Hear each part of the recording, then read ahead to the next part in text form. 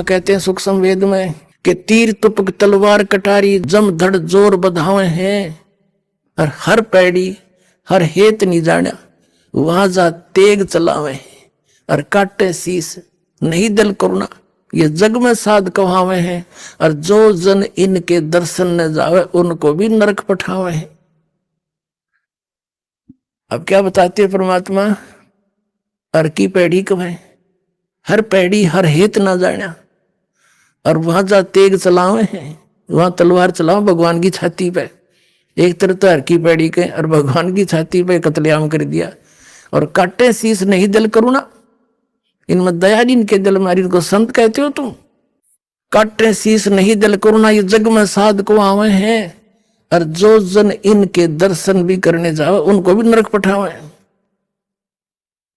नरक कैसे पठावे?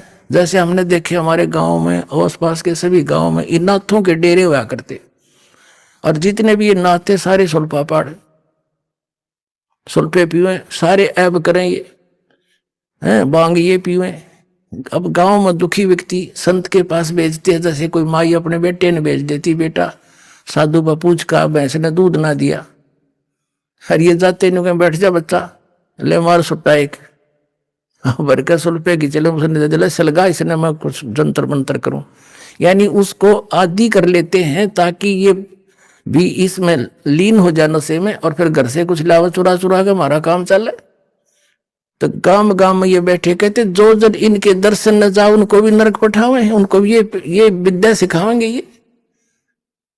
तो इस बात ने सुनकर वीर देव सिंह बघेल चरणों में गिर गया और बुरी तरह रोए, हे भगवान मेरी ताक खोल दिया आपने। परमात्मा बोले भाई हम तो भटक रहे हैं तुम्हारे लिए, मैं रोवत हूं सृष्टि को, सृष्टि रोवे मोहे, और कहे कबीर हमारे इस वियोग को समझ नहीं सकता कोई।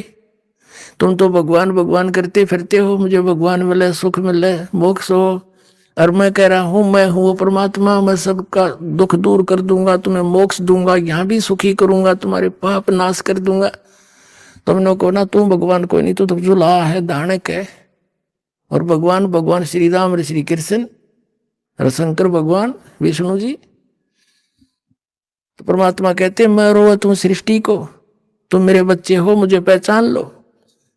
मैं रोवत हूं सृष्टि को और सृष्टि रोवे मोहे, यानी सुखदाई भगवान जो सारे सुख दिया कर उसको खोज रहे हो और पूज रहे हो, इन तीन गुणों की भक्ति कर रहे हो, तीन गुणों की भक्ति।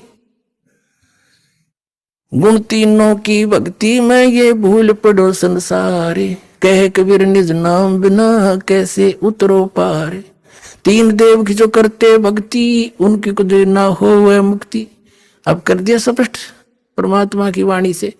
परमात्मा की इस वाणी को सिद्ध करने के लिए, सत्य को सत्य सिद्ध करने के लिए ये इतने प्रमाण आपको देने पड़े, तब आप क्या गला उतरी होगी।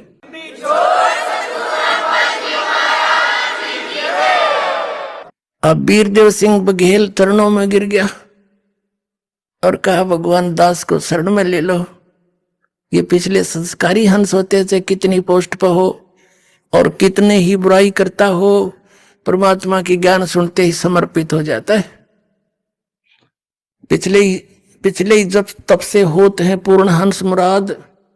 और परमात्मा ने कहा ठीक है बेटा नाम दूंगा आपको। परमात्मा 3 सतिथि में नाम दिया करते थे, 3 बार में। प्रथम बार में ये 5 नाम देते थे जो दास आपको प्रथम बार देता है, अब ये 7 देने हैं। उस समय केवल 5 ही का आदेश था सबको। कौन से मंत्र? ये रंकार ओंकार सतनाम ये नहीं, ये और मंत्र है जो आपको प्रथम बार दिए जाते हैं। प्रथम मंत्र दिया, वीर सिंह ने नाम लिया, पत्नी ने नहीं लिया, उसकी रानी ने नहीं लिया। ठीक है कोई बात नहीं। प्रथम मंत्र पुण्यात्मा इसलिए दिया जाता है कि आप जी की श्रद्धा देखी जाती है और इससे कुछ आप सच्चे दिल से भक्ति करोगे, आपके संसारिक सुख होने शुरू हो जाएंगे। ये इतना गजब का मंत्र है, अनमोल मंत्र है। और दुख आपके निवारण होने लगे तो आपके नोचेगी भगवान सचमुच यही है।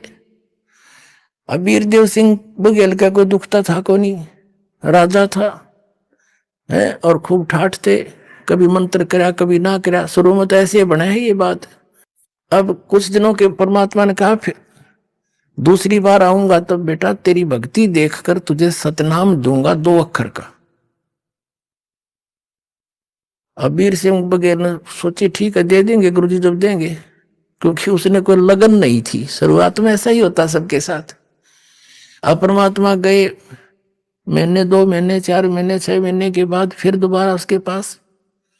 राजा ने तैयारी कर रखी, कहा शिकार खेलने जाने की। सब तैयारी करके कति तैयार बैठे थे, घोड़े गाड़े तैयार कर रखे, सब सेना तैयार थी। जंगल में जाकर शिकार करते हैं राजा लोग, हिरण मारते हैं। ऐसे यानी ये बकवाद और कराता काल इनके पाप बढ़ाने के लिए। कबीर साहब पहुंच गए, आओ महाराज आओ महाराज, गुरुजी आगे बैठो बैठो। आसन दिया तो बैठ गए परमात्मा। परमात्मा ने देखा कि तैयारी पकड़ रहे हैं भाई, तो बताया क्या कि जी हम शिकार खेलने जा रहे हैं, गुरुजी आप भी चलो, आप भी वहां घूम आना। परमात्मा बोले ना भाई ऐसी गलती करा करें, हैं शिकार खेलने जाया करे कि जीवन सा करते हैं। बोला ना जी तो शौक है, हमारी हॉबी है, आप भी चलो आप भी चलो। परमात्मा ने सोचा बताए केस तो कर समझाओ इनको। कबीर साहब कहने लगे भाई देखो मैं चल पड़ूंगा, लेकिन तुम्हें कोई मर्ग मिलेगा नहीं, कोई प्राणी नहीं मार सकोगे तुम। नो बोला जी, वीर सिंह कहता नहीं जी वो तो बहुत मर्ग फिरते हैं, बहुत हिरण घूमते रहते हैं, और ऐसी कोई बात नहीं। परमात्मा बोले चलता है। मालिक भी बैठा लिए घोड़े पे, चले गए। वहां पड़ाव ला लिया उन्होंने। अब शिकार खेलने के लिए चल पड़े। कबीर साहब को भी बैठा रखा घोड़े पे। कबीर साहब जाना था उनके साथ साथ। उनका पड़ाव अलग था, वहां एक कुछ सैनिक छोड़ रखे थे, 10-20 लांगरी लुंगरी रोटी राटी बना लो, हम करके आते हैं शहर सपट्टा। तो 12 बज गए दिन के, सुबह निकले थे 6 बजे, थोड़ा बहुत नाश्ता करके। दिन के 12 बज गए, 1 बज गया, कोई मर्ग दिखाई नहीं दिया हिरण। अब वो और गहरे चले गए, दूर दूर देखो कहाँ मिलेगा। राजा शिकार खेलने जावे और यानी शिकार नहीं करे तो अपनी वो इंसल्ट मानता है। तो परमात्मा ने क्या करा, एक हिरण बनाया, अपनी शक्ति ते भेजा, और वो हिरण दिखाई दिया चारों तरफ सैनिक राजा साथ में।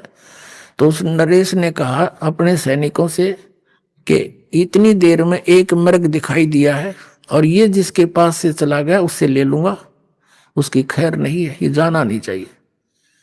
अब परमात्मा ने क्या दया बख्शी, वो मर्ग कूदता कूदता कभी इधर राजा के घोड़े के नीचे निकल गया।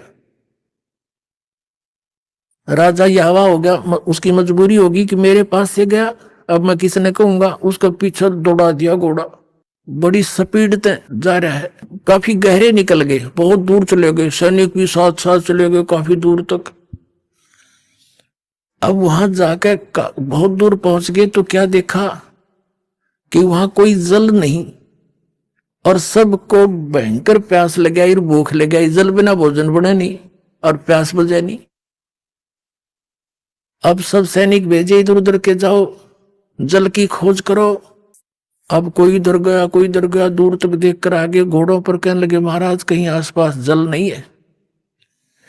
परमात्मा बैठे थे कबीर जी, उन्होंने कहा भाई इस पहाड़ पर देखा हो ना, शायद इधर मिल जाओ। पहाड़ पर काफी अच्छी ऊंची पहाड़ी थी। अब वो कहने लगे महाराज यहाँ प्लेन में तक तो जल मिला नहीं, समतल में पहाड़ पे कहां से जल होगा।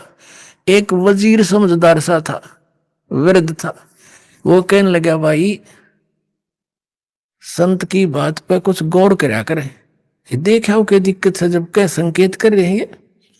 तो 2-3 घोड़े पर ऐसे घूमते घूमते शिखर पर पहुंचे। बहुत बड़ा क्षेत्र हुआ, ऊपर प्लेन, एक सरोवर बीच में, सुंदर जल का, निर्मल जल, स्वच्छ और मीठा, और सुंदर बाग लाग रहा, सेब संतरे अंगूर काजू किशमिश के हर तरह की जो लदपद हो रहे। उन्होंने वहीं से आवाज लगाई आ जाओ जल भी है, बाग है बहुत सुंदर। अब सभी जाकर पहुंच गए वहां पर। अब सभी ने पहले जल पिया, फिर तोड़ तोड़ के सेब संतरे काजू किशमिश सेब खूब छके, अन्यों कहे इसे मीठे तो कदे देखे नहीं।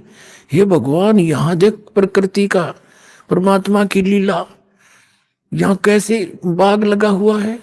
सभी बतला रहे हैं आपस में कि यहाँ ऐसे स्थान पर है तभी तो कोई पहुंचा नहीं, ये सब लदपद है, किसी ने छेड़ा नहीं, हमारे लिए ही दया बख्शी है भगवान ने। अब वो थक लिए और तोड़ ताड़ के और भी फल अंगूर और अपने सब ने घोड़ा पर लाद लिए चलने के लिए, रस्त घर के लिए चल पड़े। चलो वापस। कबीर साहब भी चल रहे हैं, एक घोड़े पर कबीर साहब बैठा रखे हैं, एक पर राजा बैठा है। एक थोड़ी सी दूर जाकर के राजा कहता है, हे गुरुदेव, देखो परमात्मा की कैसी लीला, इस पहाड़ के ऊपर बगीचा और कैसा बाग, कैसी मेवा, कैसा सुंदर जल। देखो पीछे देखा, सैनिक भी देखने लगे, राजा देख रहा था, वहां कुछ भी को नहीं, सूखे पत्थर पड़े। एकदम सारे वापस खड़े हो गए, वहां घूमा धक्के खाओ, कहाँ गया वो जल कहाँ गया, वो मेवा कहाँ गई। परमात्मा बोले जहां से आई थी वहां गई भाई।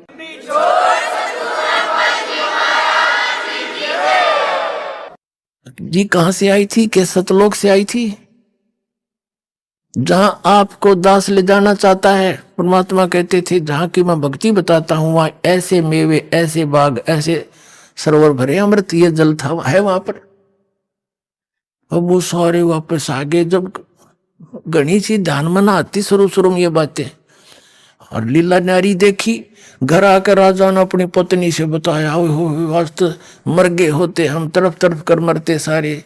और सतगुरु ने ऐसी दया बख्शी अपनी लीला से, वहां बाग लगा दिए, फल छक कर वो तोड़ के ला रहे, वहां रख दिए बोरे के बोरे ठाठा का, ये थे वहां पर।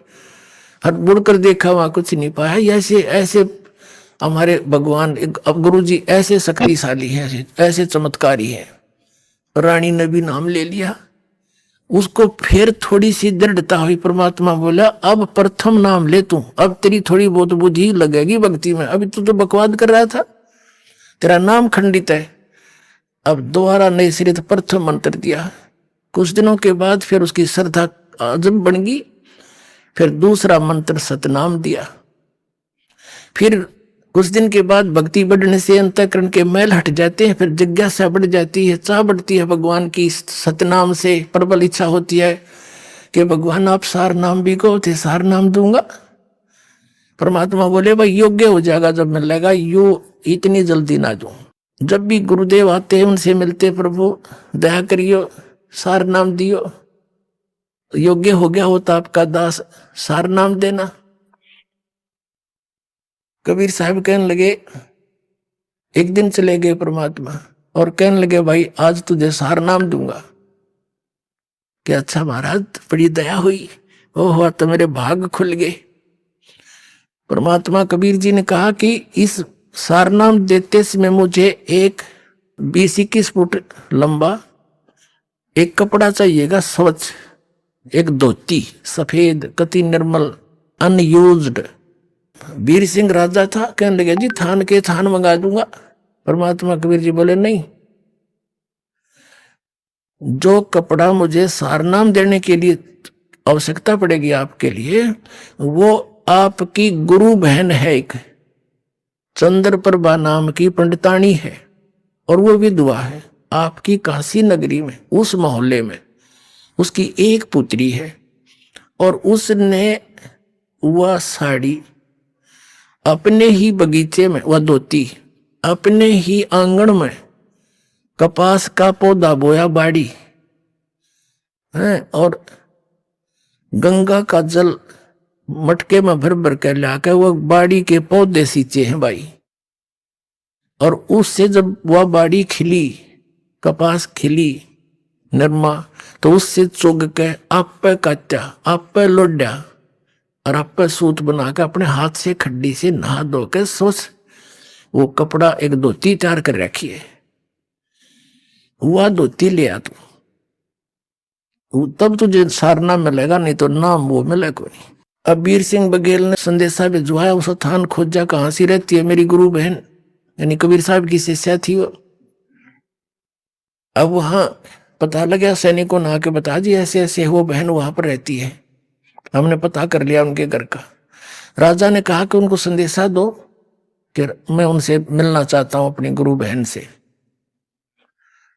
अब सैनिकों ने जाके बता दिया कि बहन ऐसे ऐसे वीर सिंह जी आपसे मिलने आ रहे हैं, आपके गुरु भाई हैं। उसको पता था इस बात का कि वो है तो गुरु भाई, पर राजा का दिमाग तो राजा के हिसाब से, और मेरे पास आ रहा है, कोई कुबद ना कर दे भगवान, हे प्रभु मेरी रक्षा करियो, कोई मन में खोट लेकर ना आ रहा हो। नहीं, राजा तो राजी खुशी तो आया नहीं करे गरीब के घर में। अब उसने आने से पहले आसन लगा दिया, जैसा भी उसका घर पे था, बढ़िया कपड़े बिछा दिए, दूध गर्म करके ठंडा करके पीने योग्य तैयार कर रखा खातिर अपने आओ भगत के लिए, और उसको बुलाया। अब आ गया, जो बैठ के प्रणाम हुए, सत्साई भाई सत्साई बहन बैठ के नरेश उसके चारपाई पे, और बोलो जी दूध पी लो भाई। राजा बोला बहन पहले मेरी अर्ज स्वीकार कर। बोल भाई मेरे पास, मैं कंगाल, आप राजा, मुझ गरीब के पास क्या देने को है आपके लिए, क्यों शर्मिंदा करते हो मुझे। कि नहीं बहन, आज मैं भिखारी बन के आया हूं और आज मुझे सारनाम मिलेगा, गुरुजी ने रजा बख्शनी है, और उस सारनाम के लिए मुझे एक धोती चाहिए जो तेरे पास है, साफ धोती सुथरी बनी साड़ी। वह बहन बोली जी मेरे पास तो घड़ियां धोती है, दे दूंगी कोई बात नहीं, अकना वो धोती चाहिए जो आपने अपने आंगन में और कपास बो के भी बाड़ी बो करके उसको चुन के और आप बनाया है सारा कुछ, वह धोती चाहिए। गुरुजी ने बताई आपके पास है। कहा भाई है, पर वह मैं दूं कौन तेरे थे। वह मैंने अपने भगवान जगन्नाथ के लिए बना रखी है, जगन्नाथपुरी में मंदिर में चढ़ा आऊंगी मैं, और तेरे तो ना दूं भाई। मेरे एक एक आंसू और प्यार का तार उसमें भर रखा भगवान के नाम का।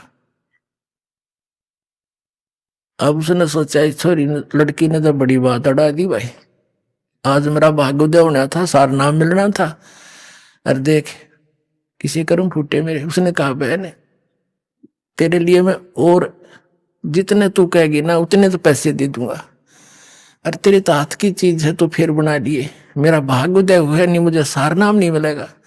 ने बोली भाई या ना दूं कति, जन्यू का तेरी नगरी त्याग दूं, ईब लेकर अपनी बच्ची ने चली जाऊंगी, पर यह धोती नहीं दूंगी मैं तेरे को, या मेरे भगवान के लिए मैंने बना रखी। जब उसने देखा कि सारे प्रयत्न विफल हो गए और उठकर चल पड़ा, बहन मेरा दुर्भाग्य है, मेरे भाग में नहीं है ये नाम। देख कैसी कंडीशन अड़गी, मुझ नीच के आ गए, मुंह लटका के आ गया वापस। परमात्मा को पता था, घर पे बैठे थे उनके। वीरदेव सिंह बघेल से पूछा कि भगवान भाई लाया वो धोती, कि महाराज मेरा दुर्भाग्य है। उस बहन ने वो धोती देने से मना कर दिया। परमात्मा ने कहा क्यों मना कर दिया, क्या कारण है। कि उस बहन ने बताया है कि वह धोती उसने, वो साड़ी भगवान जगन्नाथ के लिए बना रखी है, और यूं कह रही है कि मैं भगवान जगन्नाथ के मंदिर में या धोती चढ़ा आऊंगी, इसने मैं दूं नहीं किसी को भी। वैसे तो यहां तक कह दिया था उस बहन ने कि तू राजा है, मैं गरीब हूं, भाई जबरदस्ती तो ले जा सकता है, लेकिन मैं अपनी इच्छा तो नहीं दे सकती तेरे से। तो कहने लगा बहन ऐसी गलती मैं नहीं कर सकता, क्यों, मुझे भी ज्ञान हो गया है, मैं तो प्रार्थना करने आया था। तो कहने लगे भगवान मैंने सारा कुछ कह दिया उसने, पर वह मानी नहीं। मेरा दुर्भाग्य है, आपने ऐसी शर्त रख दी, और मैं कर्महीन इंसान हूं, मैं कर्महीन इंसान हूं, मुझे सार नाम मिला नहीं, मेरा मोक्ष नहीं हो सकता। नो बैठ के रोने लगा। तब परमात्मा ने कहा भाई चलो मैं अपनी कंडीशन कुछ लूज करता हूं, एक काम कर दे, वो बहन कब जाएगी वहां जगन्नाथ के मंदिर में धोती चढ़ाने के लिए, उससे ये पता करवा ले, और तू इतनी मदद कर दे उसकी, उसके साथ सैनिक भेज दे, पहरेदार बॉडीगार्ड। वो कह रही थी वहां जाएगी, रास्ते में कोई उकचुक ना हो जाए, बेटी की जात है, और जब वह धोती जगन्नाथ का चढ़ा कर वापस आ जाएगी ना ठीक ठाक सकुशल, फिर मैं तुझे बगैर धोती का इनाम दे दूंगा सारना। अब उसकी तो खुशी की आशा की चिराग फिर जल गया। अखे भगवान, जो आपकी आज्ञा, अपनी बहन को वहां रथ में पालकियों में भिजवा दूंगा, सैकड़ों सैनिक भेज दूंगा, सकुशल जाएगी, सकुशल आ जाएगी।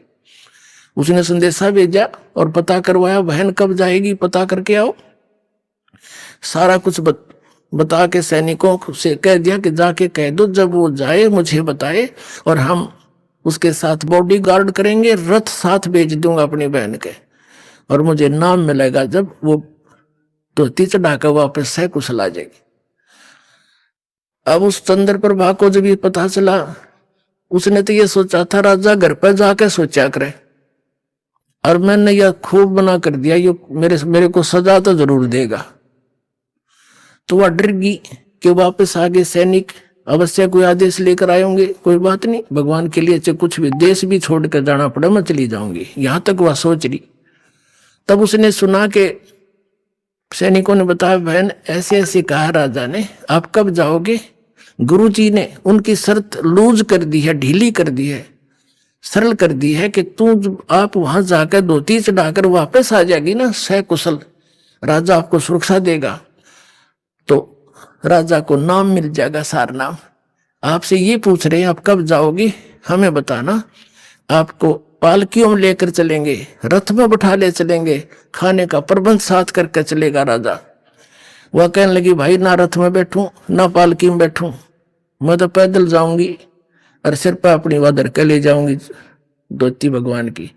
ठीक है, तुमने मेरे साथ चलना है, राजा के आदेश से बेसिक चल पड़ी।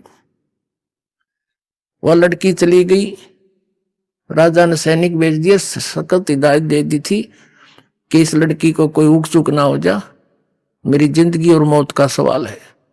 सैनिक समझदार से भेजे, बुजुर्ग से समझदार से सारे डाल के, और रास्ते का सारा सामान खाने पीने का साथ बांध दिया, सबका लंगर। अब जब वो बहन पहुंची जगन्नाथपुरी में, भगवान जगन्नाथ यानी श्री विष्णु जी के चरणों में वह धोती समर्पित करने के लिए नहा धो के धोती रख के सिर पे आदर से, और पहुंच गई उस जगन्नाथ के मूर्ति के सामने, और साथ में सैनिक कदे कोई उकसुक हो जाए न तो कर सख्त हिदायत थी। अब उस लड़की ने वह आदर से धोती उतार के एक थाली में रखी हुई थी, और जगन्नाथ की मूर्ति के चरणों में रखकर कहा कि हे भगवान, इस दासी की तुच्छ भेंट स्वीकार करिए, आपके लिए एक भेंट लाई हूं। वो धोती वहां से उठी उस थाली में थे और बाहर आंगन में आकर पड़ गई। आकाशवाणी हुई कि मूर्ख, जगन्नाथ बैठा काशी में और तू धक्के खान आई यहां पर इस मंदिर में। उस जाकर उस जगन्नाथ को दे दिया धोती, तेरे कर्म बनाना चाहती है, वो कबीर जगन्नाथ है। आकाशवाणी हुई।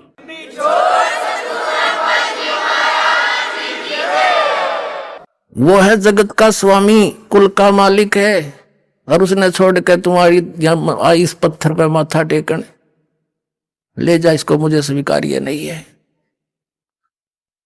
अब वो तो वहीं से लगी थी रोने, उठाकर धोती फिर सिर पर रख ली, वहीं से लगी थी रोने, ये भगवान मैं किसी नीच हूं।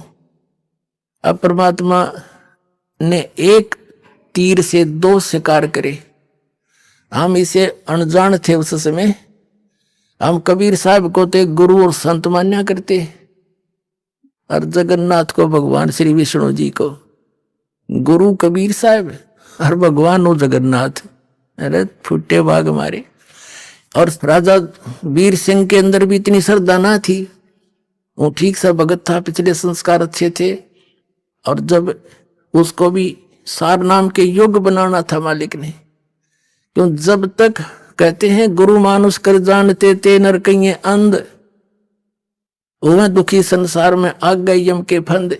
राजा भी कबीर साहब को तो एक संत मानने था, विष्णु जी और इनको ही भगवान मान रहा था, निराकार को, क्योंकि हम भगवान कबीर साहब ज्ञान देते रहे, सारा कुछ करते रहे, चमत्कार भी दिखाते रहे जो भगवान किया करता है, लेकिन हमारी बुद्धि उस रंग से हटी नहीं, क्योंकि हम शिक्षित नहीं थे।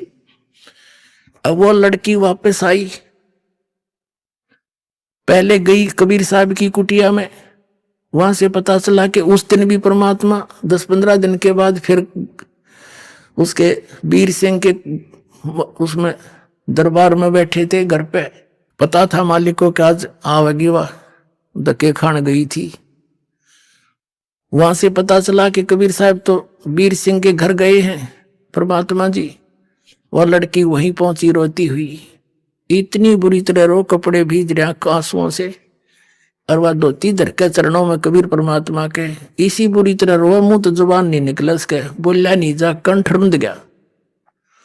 अब वीर सिंह ने चिंता होगी कि इस लड़की को किसी ने कुछ कह दिया, और ये सैनिक साथ मरे थे, इन्हें क्यों नहीं ध्यान रखा, मेरी तो इज्जत का नाश कर दिया, मुझे सारा नाम नहीं मिले। उन सैनिकों को बुलाया एक साइड में, और अन्य कमियों की तो मर गए थे तुम, क्या हो गया इस बहन को? तब वो किसने क्या कह दिया इसको, तुम्हें कहा था सुरक्षित लाना। तब उन्होंने कहा महाराज किसी ने कुछ नहीं कहा, हम साथ थे वहां से यहाँ तक। उन्होंने सारी घटना बताई कि इसने जाकर के बहन ने धोती चढ़ाई मंदिर में, वह धोती वहां से उठी और बाहर पड़ी मैदान में आके आंगन में। आकाशवाणी हुई कि भगवान तक काशी में बैठा कबीर, वो है जगन्नाथ, उसको दिया धोतियां धक्के खाना आई तू इस मंदिर मत पत्थर में। यह दब से रोने लाग रही है, ये बैठे भगवान। फिर वीर सिंह भी चरणों में पड़ गया, रो बुरी तरह, भगवान मेरी चौंध टूट गई, आप तो मालिक हो, आप समर्थ हो। जब परमात्मा ने उन दोनों को नाम दिया, पहला नाम दिया, दोबारा सतनाम, कि अब शुरू करो, अब भक्ति के योग बनोगे, तुम ड्रामा कर रहे थे। उस दिन से फिर उन दोनों को नए सिरे से नाम दिया, सतनाम दिया, फिर सार नाम दिया, उनका कल्याण किया। आत्माओं